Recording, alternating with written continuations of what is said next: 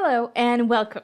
In this coding challenge, you have to write a Python program that prints true if a given string only contains numbers, and false otherwise if it contains only letters or a combination of letters and numbers.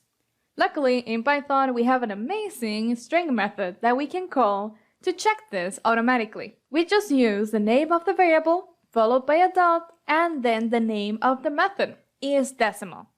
This method returns true if the string is a decimal string, and false otherwise. A string is considered decimal when it only contains decimal values, and when it is not empty. So if we have an empty string, this will be false.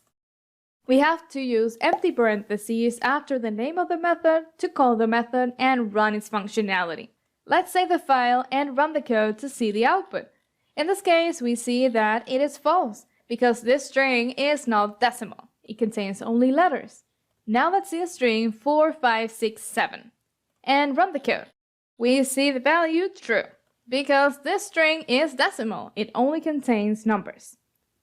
Now let's see hello 59. This is a combination of letters and numbers, but the method checks that the entire string is made with numbers only. So the output is, like we expected, false. And finally, let's check what happens if the string is empty. We see false as well, because the method returns false if the string is empty. Awesome! Now you know how to use this built-in method to check if a string is decimal or not, if it only contains numbers. Great! So when you're ready, let's start working on the next coding challenge to continue practicing your Python skills.